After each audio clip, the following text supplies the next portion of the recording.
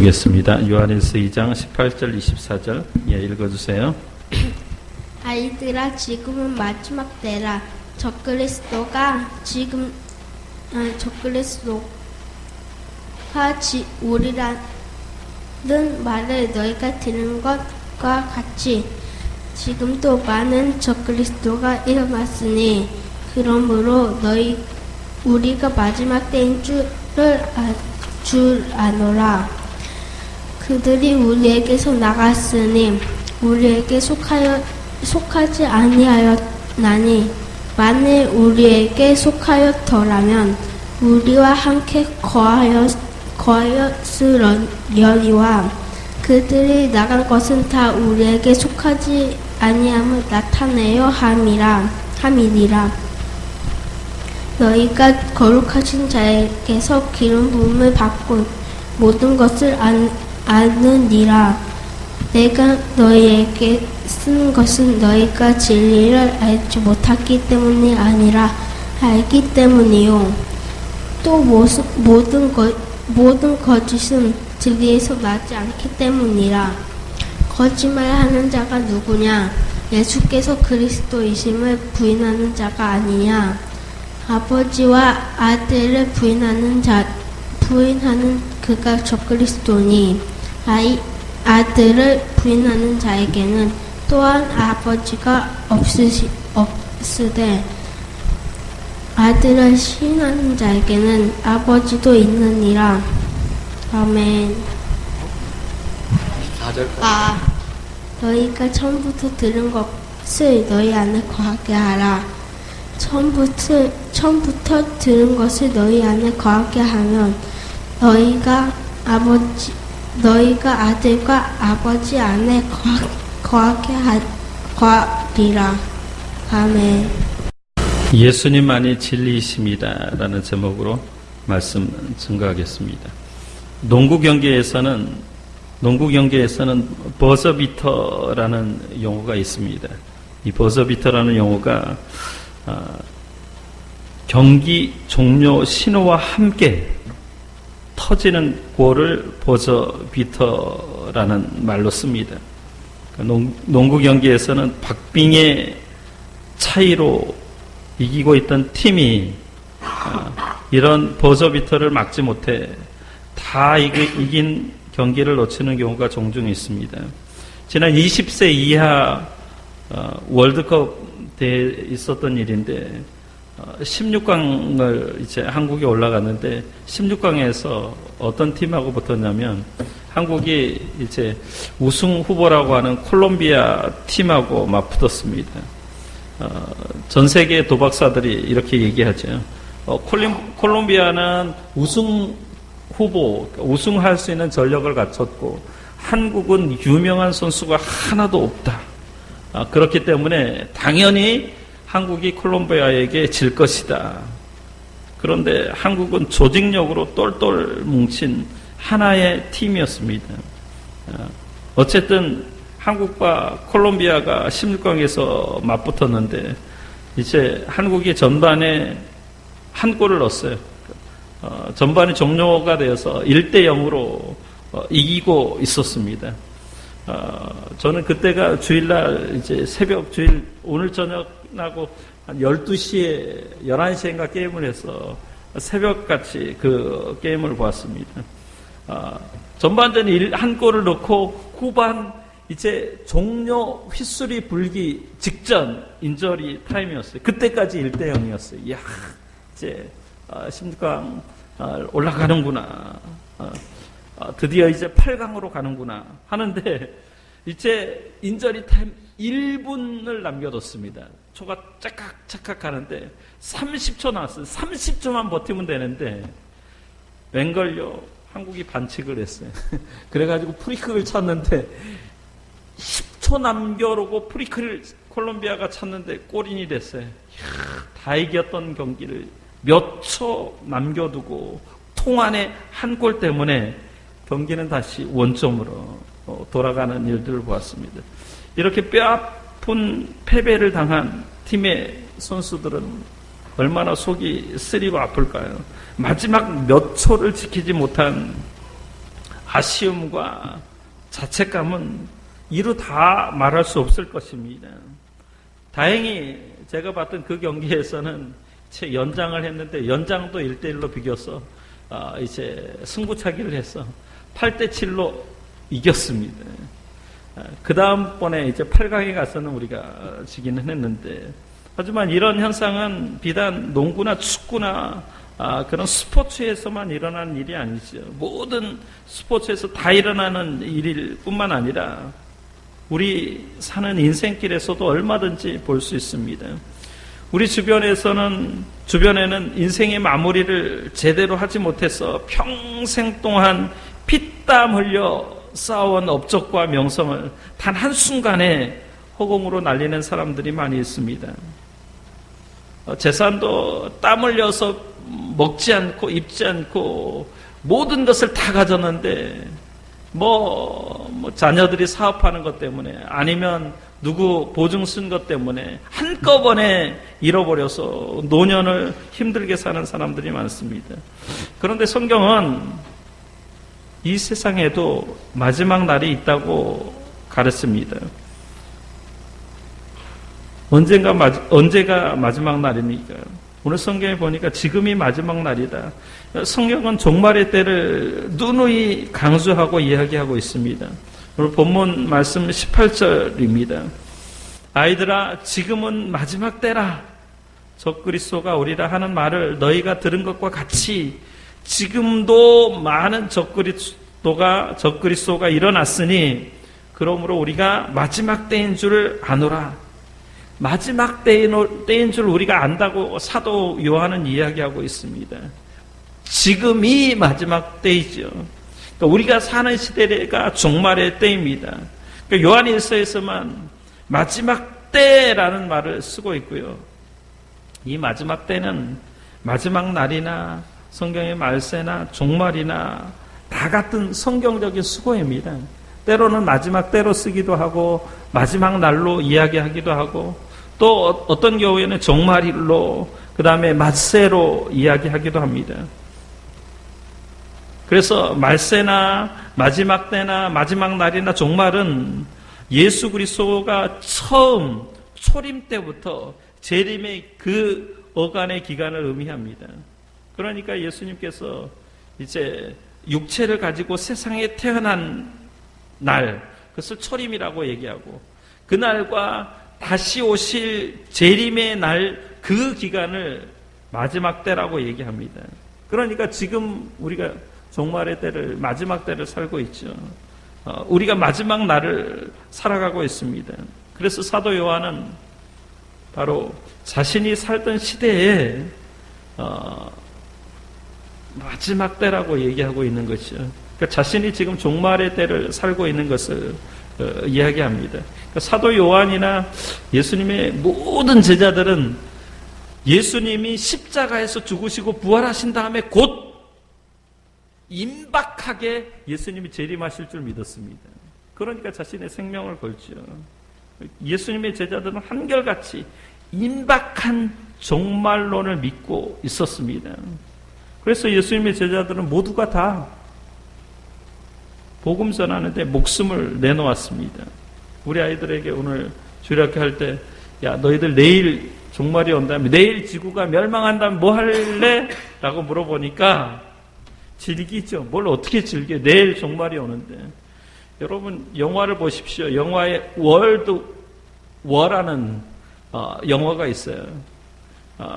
브래드 피트가 주인공으로 나오는가 보는데 세상 종말이 임하면 그렇게 즐길 틈이 없어요. 도망 다니라 어떻게 그 생명을 유지하고 보존할까에 대해서 이제 사람들이 혈안이 되어 있습니다. 근데 오늘 예수님의 제자들은 마지막 때 종말을 산다고 생각하면서 어떻게 살았냐면 예수님이 곧 재림하실 것을 그들 마음속에 믿고 굳게 믿었기 때문에 순교자로 살았습니다. 여러분 베드로를 보십시오. 또 바울을 보십시오. 야고보를 보십시오. 다 한결같이 어떤 사람은 목 베어서 죽임을 당하고 어떤 사람은 거꾸로 매달려서 죽임을 당하고 복음을 전하면서 그 생명을 던졌습니다. 그래서 제자라는 말과 그 다음에 순교자라는 말은 똑같은 의미입니다. 예수님께 생명을 던졌습니다. 왜냐하면 곧 예수님이 다시 오실 것을 믿었기 때문에 목숨을 던졌던 거죠. 그렇다면 저와 여러분은 어떻게 살아야 될까요? 여러분 한번 곰곰이 생각해 보십시오. 내 마음속에 정말 양심적으로 내 마음속에 우리들 마음속에 예수님이 오늘 제자들처럼 곧 재림한다고 믿습니까? 아멘 했는데 양심이 아닌 것 같아요. 우리는 시간이 조금 많이 있는 것으로 착각하며 삽니다. 마치 하루살이가 친구 하루살이에게 우리 내일 만나 라고 이야기하는 것하고 똑같습니다. 우리는 하루살이 인생이에요. 하루살이 인생에 저녁에 자다가 우리의 생명을 취하면 우리는 변명할 여지가 없습니다. 하나님께서 오라 하시면 가야 합니다. 만약에 우리가 내일 이 세상이 끝나고 주님이 재림한다고 믿는다면 우리가 사는 가정의 의미가 어디 있습니까? 직장이 왜 필요합니까? 돈이 왜 필요하고 우리도 똑같이 이단들처럼 공동체 생활을 해야 되죠. 합숙하여서 복음을 전해야 되죠. 그런데 우리는 지금 그렇게 신앙생활을 가르치는 교회도 없고 또 그렇게 가르치면 이단이라고 얘기합니다. 성경은 분명하게 우리에게 직장을 버려라, 가정의 의미가 없다, 돈의 의미가 없다, 우리가 추구하는 모든 것에 의미가 없다라고 이야기하지 않습니다. 생계순단을 버리라라는 말도 하지 않습니다. 다만 내일 지구에 종말이 있다면 그리스도인들은 종말론적인 자세를 가지고 살 것을 이야기할 뿐입니다. 종말론적인 자세가 무엇입니까? 예수님께서 육체를 가지고 계셨을 때 늘 말씀하셨던 거죠. 깨어있으라는 말입니다. 마태복음 24장 42절 말씀인데요. 그러므로 깨어있으라. 어느 날에 너희 주가 임할런지 너희가 알지 못함이라. 마태복음 25장 13절 말씀입니다. 그런즉 깨어있으라. 너희는 그날과 그 때를 알지 못하느니라. 마가복음 13장 24절입니다. 가령 사람이 집을 떠나 타국으로 갈 때 그 종들에게 권한을 주어 각각 사물을 맡기며 문지기에게 깨어있으라 명함과 같으니. 마가복음 13장 35절 말씀입니다. 그러므로 깨어있으라. 집 주인이 언제 올는지 혹 저물 때일는지 밤중일는지 다굴 때일는지 새벽일는지 너희가 알지 못함이라. 우리는 알지 못하는 거예요. 주님이 언제 올지, 어느 시에, 어느 순간, 밤일지 낮일지 새벽일지 우리는 알지 못합니다.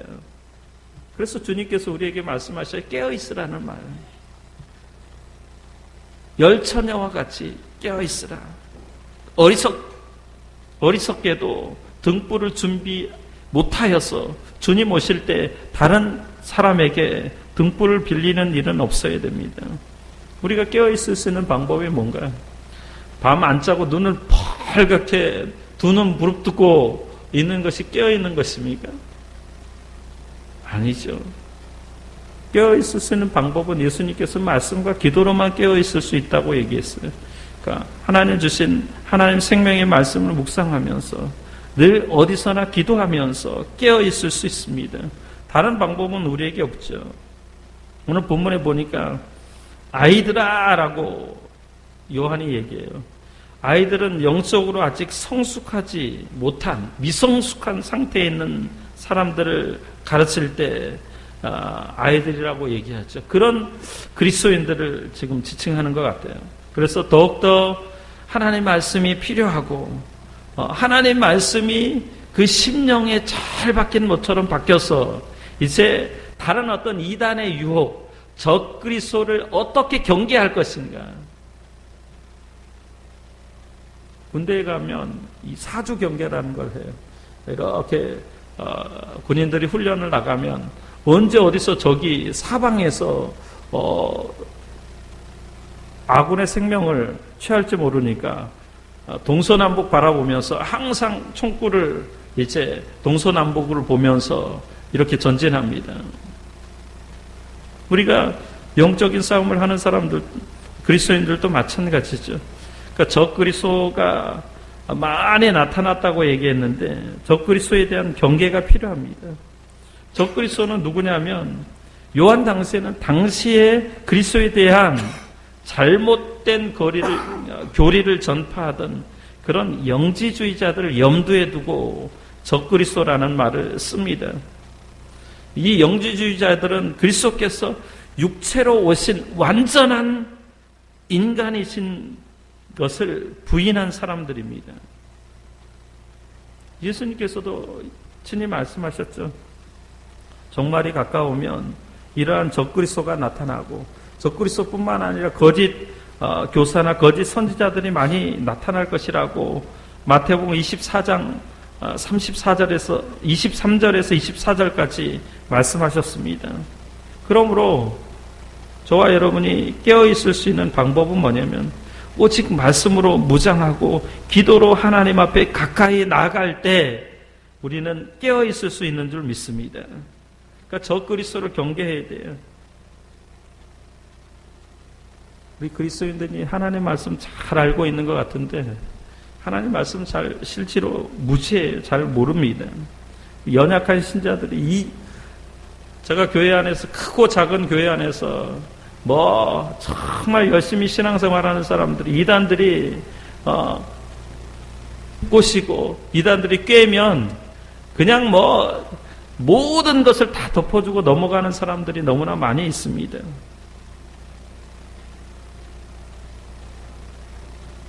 마지막 날에 오늘 요한은 그래서 적그리스도가 오리라고 했는데 지금 많은 적그리스도가 일어났다. 적그리스도가 활동하고 있다. 요한 당시에 이 영지주의자들의 꼬임에 빠져간 사람들이 많습니다. 요한의 공동체에서 떠난 사람들을 적그리스도라고 지금 이야기합니다. 오늘 본문이 말하는 적그리스도는 첫째 누구냐면은 교회로부터 떨어져 나간 자들을 적그리스도라고 얘기하죠. 그러니까 우리 현대의 이 말씀 그대로 적용할 수는 없습니다. 성도교회 다니다가 떠난 사람들은 그 사람들을 적그리스도라고 얘기할 수는 없어요. 근데 여기 요한 공동체 당시에 요한과 요한을 따르는 무리들은 예수님의 그 신성과 인성을 인정하고 예수님이 하나님의 아들이시다라고 고백했는데 그렇지 않고 예수님은 하나님의 아들이지 않아. 어떻게 인간 예수가 메시아 있을 수 있느냐라고 주장하던 사람들이 있었습니다. 그 주장을 따라간 사람들을 얘기해요.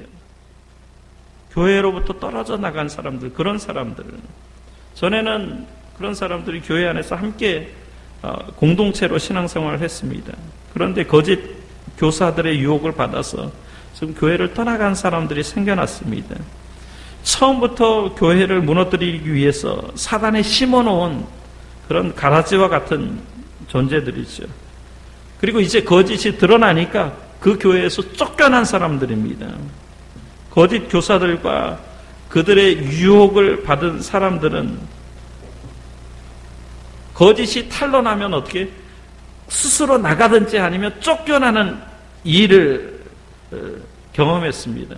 그래서 요한이 뭐라고 얘기하냐면 그들은 요한의 공동체에 속하지 아니하였다라고 얘기합니다. 그 결과 어떻게 됐습니까? 요한의 공동체를 나갑니다. 그러니까 공동체를 소중히 여기지 않는 거죠. 공동체를 떠났습니다. 공동체를 떠나갔기 때문에 요한 공동체에 속하지 않았다라는 것을 스스로 증명한 거죠. 이 말씀은 오늘 우리 현대 그리스도인들에게 적용하기를 원합니다. 저와 여러분이 정말 교회 공동체, 특별히 성도교회 공동체를 생명처럼 소중히 여기는지 여러분 심령에 물어보시기 바랍니다. 교회 공동체는 하나님의 공동체고 하나님의 생명이 있는 공동체인 줄 믿습니다. 큰 거 작은 거 별로 소용이 없습니다.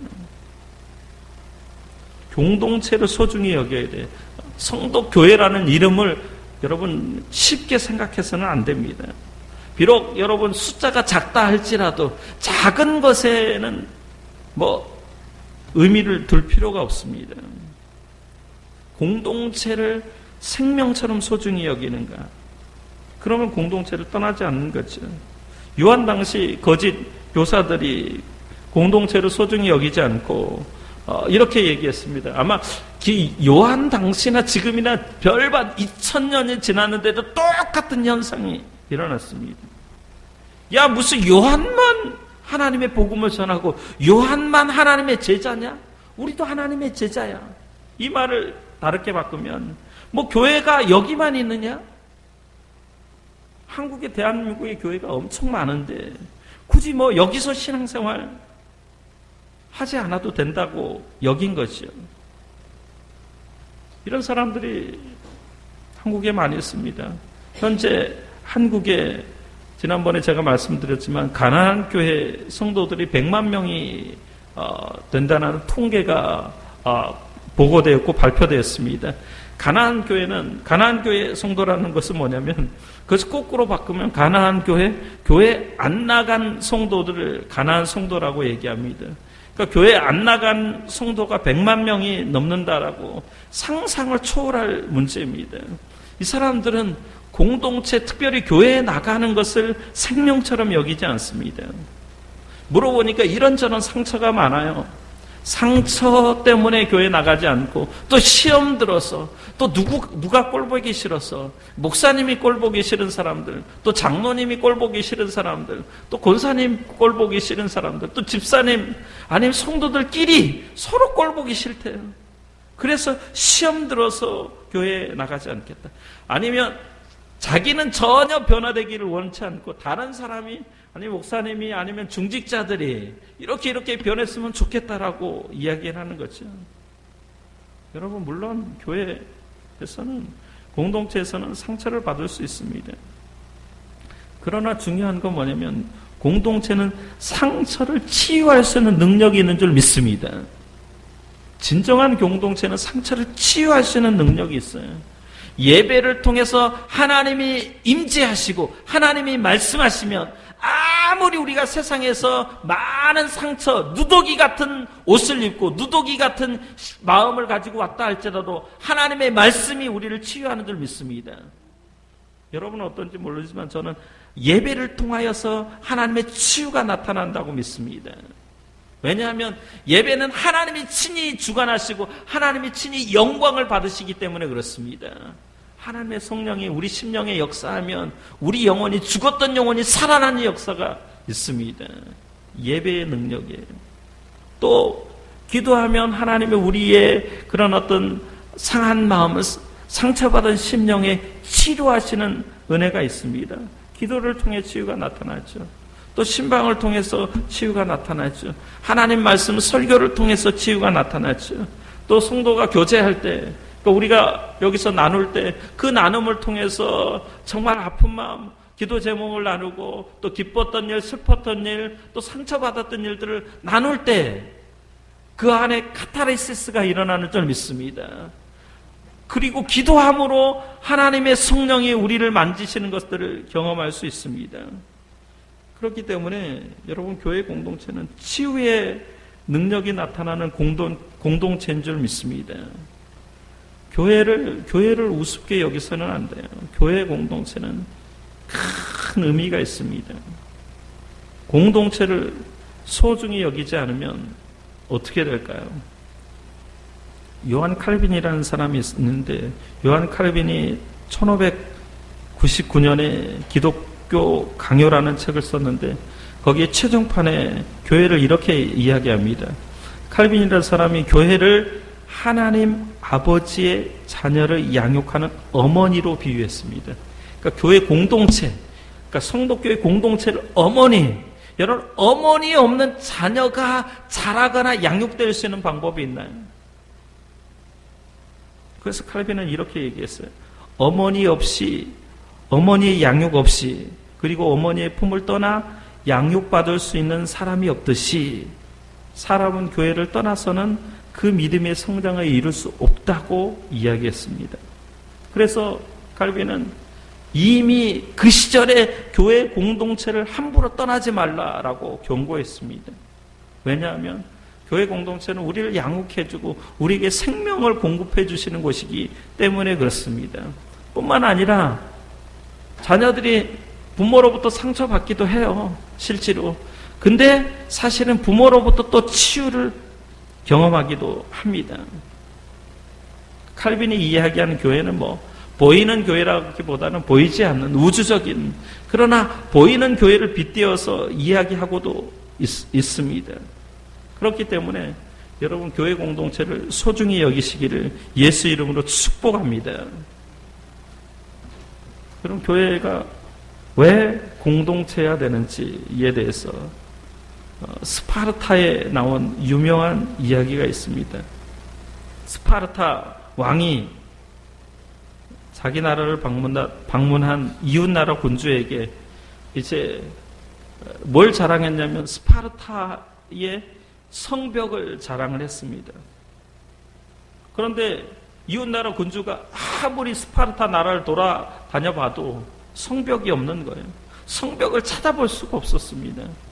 그래서 그는 이웃나라 군주는 스파르타 왕에게 임금님, 당신이 그렇게 자랑하고 있는 성벽이 도대체 어디 있습니까? 나에게 당신이 자랑하고 있는, 그래서 막강한 스파르타 나라를 유지할 수 있는 그 성벽을 보여주십시오. 이 스파르타 왕이 어디를 보여줬냐면 자신의 훌륭한 군대를 가리키면서 이 사람들이 이 국가의 성벽이며 이 모든 사람들은 이 성벽을 이루는 벽돌입니다 라고 대답을 했다고 합니다. 이런 벽돌 한 장 한 장이 떨어져 있는 한 아무 쓸모가 없습니다. 그러나 이 벽돌이 건물을 짓는 데 사용될 때 요긴하게 사용될 수 있습니다. 그리스도인들도 마찬가지죠. 그리스도인의 목적과 의미를 알 때 홀로 남아있을 수는 없는 거예요. 교회 안에서 함께 신령한 집을 지어져 갈 때 우리는 의미가 있는 존재. 그래서 우리는 그런 사람들을 그리스도인이라고 부르고 있는 거예요. 이것은 마치 전쟁이 터지면 나라를 지키기 위해 나도 무엇인가 해야겠다라고 생각하고 혼자 어떤 일을 시도했을 때 혼자는 아무런 능력이 나타나지 않는 거예요. 아무것도 성취할 수 없는 것과 같습니다. 그러나 반드시 다른 사람들과 어깨를 나란히 하고 훈련을 받은 후에 전쟁터에 나가야만 나라를 지키는 목적을 성취할 수 있는 것과 동일합니다. 교회도 마찬가지죠. 여러분, 왜 교회에 대해서 이렇게 기도하자? 나는 빈자리가 많습니다. 모든 성도가 함께 어깨를 나란히 하고 함께 기도하고 함께 찬송하고 함께 말씀을 배우고 함께 복음을 전할 때야 비로소 그리스도의 신령한 집을 짓고 하나님의 뜻이 이 교회에 나타나는 거예요. 한 사람만, 여러분이 목회자 한 사람만 바라보고 있을 때 어떤 능력도 안 나타납니다. 함께 그리스도의 집을 세워가는 공동체라는 것을 기억하십시오. 우리는 하나님 나라의 가족의 일원입니다. 가족이 어떤 사람은 전혀 일하지 않고 기도하지 않고 홀로 떨어져 있는다면 그건 사단의 밥이 될 수 있습니다.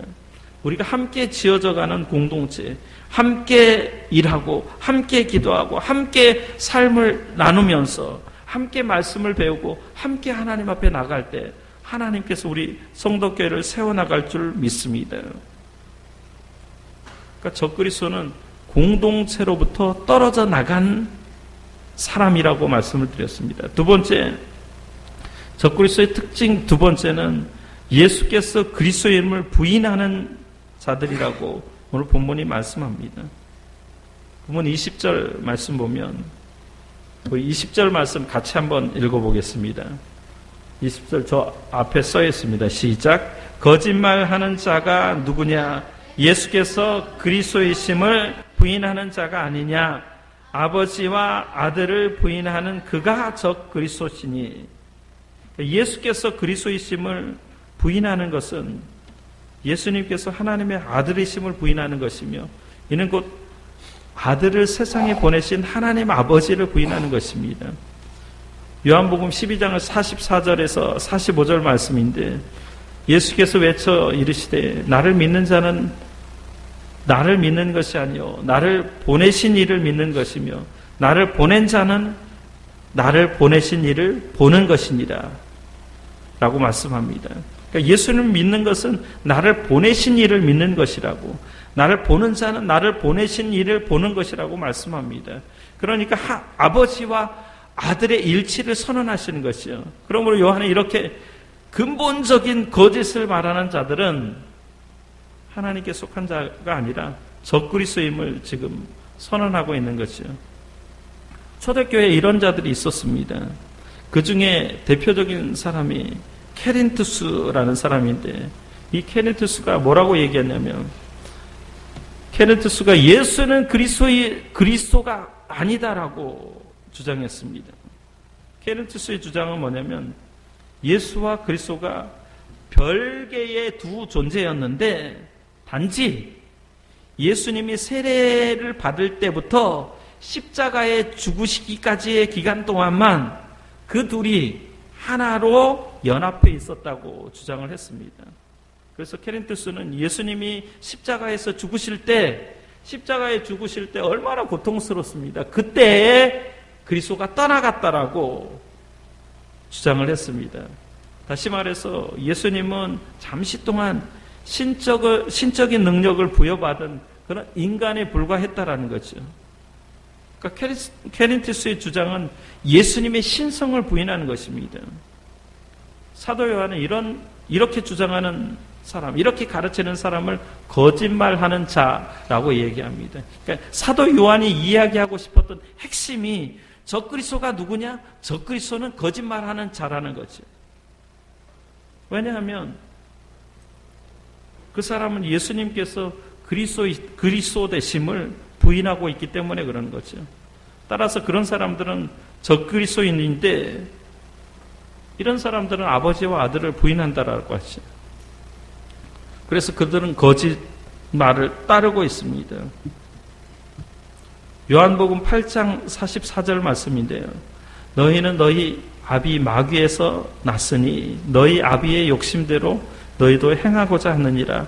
그는 처음부터 살인한 자요 진리가 그 속에 없으므로 진리에 서지 못하고 거짓을 말할 때마다 제 것으로 말하나니 이는 그가 거짓말쟁이요 거짓의 아비가 되었습니다 라고 말씀합니다. 여러분, 여기 사단은 거짓의 아비이고 사단은 거짓말쟁이입니다. 사단의 수법은 속임수예요. 사단도 때로는 광명한 천사처럼 가장해서 나타납니다. 여러분, 이단들을 보십시오. 이단들은 자기들만 천국에 갈 사람처럼 열심을 냅니다. 때로는 직장을 버립니다. 때로는 가정을 버립니다. 때로는 그리고 예수 믿는 사람들을 잘 이렇게 꼬드겨 가지고 그곳에 가서 합숙훈련을 받습니다. 며칠 전 제가 페이스북을 봤는데 하나의 웃지 못할 동영상을 봤습니다. 어떤 이단의 가르침이었는데 신천지 이단이었던 것 같아요. 그 제목이 뭐냐면 이단 신천지의 황당한 무지라는 제목이 달려 있었습니다. 거기 보니까 뭐라고 얘기했냐면 많은 사람들에게 성경을 가르치는데 성경에 이제 천사가 원래 히브리어로 케루빔입니다. 케루빔을 성경에는 이제 한글 성경에 번역했을 때 그것을 그룹이라고 번역을 했습니다. 체루빔을 그룹으로 번역했기 때문에 그 사람들을 뭐라고 얘기하냐면 천사는 4개의 그룹이 있다라고 얘기합니다. 4개의 그룹. 그러니까 천사라는 말이 케루빔인데 그것을 한글로 그룹이라고 얘기하는. 그래서 뒤에 있어 어떤 사람이 이건 주일학교 어린아이들도 아는데 당신은 모르냐라고 얘기하니까 뭐 이사야서에 그룹이 있다라고 얘기하는데 말도 안 되는, 한글도 모르는 게 어떻게 성경을 가르치냐고 이야기하는 것을 들었습니다. 근데 거기서 이제 이만희가 성령님이라고, 이만희가 하나님이라고, 이만희가 재림 예수라고, 그럼에도 불구하고 수많은 사람들이 거기서 성경을 배웁니다.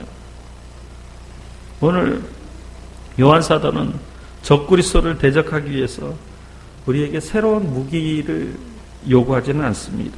오늘 본문 말씀 보니까 내가 너희에게 쓰는 것은 너희가 진리를 알지 못하기 때문이 아니라 알기 때문이요. 또 모든 거짓은 진리에서 나지 않기 때문이라.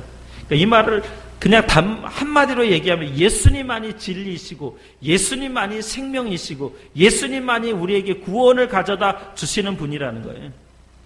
우리에게 소망은 예수님 외에는 없는 줄 믿습니다. 예수님만이 우리에게 희망이에요. 여러분 마지막 때 정말 지구의 종말이 다가왔을 때 우리에게 힘을 주고 우리에게 위로를 주고 소망을 줄 분은 예수님 외에는 없습니다.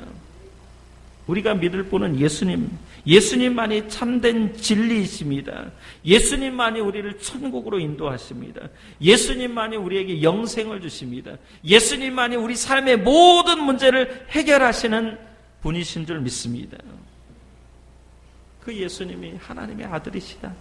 예수님이 신성과 인성을 가지신 분이시다. 육체로 오신 하나님의 아들이시다.